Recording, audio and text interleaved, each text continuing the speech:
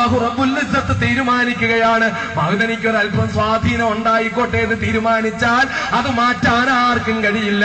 ഇനി മഅ്ദനിക്ക് ഒരു സ്വാധീനവും വേണ്ട.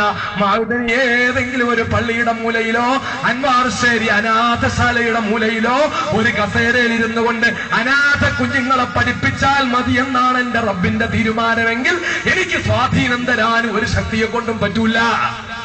കുറച്ച് ഞാൻ വിശ്വസിക്കുന്നത് കൊണ്ട് എനിക്ക് യാതൊരു വേദനയുമില്ല. ജീവിതത്തിൽ ഒരുപാട് വിഷമങ്ങൾ സഹിച്ചതാ. 27ാമത്തെ വയസ്സിൽ വലതുകാല് ബോംബ് വെച്ച് തകർക്കപ്പെട്ടതാ. പിന്നെ അത് കഴിഞ്ഞ് 33ാമത്തെ വയസ്സിൽ ജയിലിൽ പോയതാ. പിന്നെ അവിടെ നിന്ന് ഇറങ്ങി വന്നിട്ട് 10 കൊല്ലം കിടന്നിട്ട് ഇറങ്ങി വന്നിട്ട് ജയിലിൽ കിടക്കുമ്പോൾ ഉള്ളതിനേക്കാളും വലിയ അസ്വസ്ഥതകൾ അനുഭവിക്കേണ്ടി വന്ന നികൃഷ്ടമായ ആരോപണങ്ങൾ അഴിച്ചുവിട്ടിട്ട് രാഷ്ട്രീയ ശത്രുക്കളും സംഘപരിവാറും അതുപോലെ അവരെ സഹായിക്കുന്ന മാധ്യമങ്ങളും ഒക്കെ കൂടെ എന്നെ അങ്ങ് ഇടിച്ചു ചുരുട്ടി അങ്ങ് വെള്ളത്തൊഴുക്കാനുള്ള ശ്രമത്തിലാ. ഞാൻ പറയുന്നു പറ്റൂല. ഞാൻ എന്റെ റബ്ബിലാ വിശ്വസിക്കുന്നത്. എന്റെ പടച്ചോൻ തീരുമാനിച്ചിട്ടുണ്ടെങ്കിൽ ഇപ്പൊ ഇവിടുന്ന് അങ്ങ് വീട്ടിലെത്തുമെന്ന് എനിക്ക് ഉറപ്പില്ല. ഞാൻ മരിച്ചു പോകും.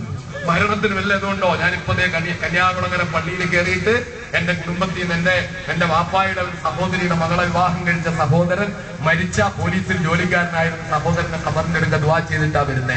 ഒരു രോഗമില്ലായിരുന്നു. തപ്പനെ വിശുദ്ധ റമളാൻ മാസത്തിലാണെന്ന് എനിക്ക് തോന്നുന്നേ. പെട്ടെന്ന് അങ്ങ് പോയി. എത്രയോ ആളുകൾ ഇന്നലെ കൊല്ലത്ത് 20 വയസ്സുള്ള ഒരു പെൺകുട്ടി കല്യാണം കഴിഞ്ഞിട്ട് ഏതാനും മാസങ്ങളെ ആയിട്ട് ഹാർട്ട് അറ്റാക്ക് അങ്ങനെ മരിച്ചു. മഅ്ദനിയുടെ കാര്യത്തിൽ ഇതാണ് പടച്ചോൻ തീരുമാനിച്ചതെങ്കിൽ ഈ നേതാക്കളും ഈ ലോകവും ഒന്നടങ്കം ശ്രമിച്ചാലും എന്നെ തടുക്കാൻ പറ്റൂല. അതുകൊണ്ട് സഹോദരങ്ങളെ, എനിക്ക് പറയാനുള്ളത്, നമുക്ക് സർവശക്തനായ ദൈവം തമ്പുരാൻ നാഥൻ തന്നിട്ടുള്ള നമ്മുടെ കൊച്ചു കൊച്ചു കഴിവുകളും കൊച്ചു കൊച്ചു വൈഭവങ്ങളും അത് സമൂഹത്തിന് വേണ്ടി എങ്ങനെ ഉപയോഗപ്പെടുത്താൻ മരിക്കുന്നത് വരെ മന്ത്രിയാവാൻ പറ്റുമോ, MLA ആവാൻ പറ്റുമോ, MP ആകാൻ പറ്റുമോ, ഇതൊന്നും നമ്മുടെ മുമ്പിൽ പ്രശ്നമല്ല.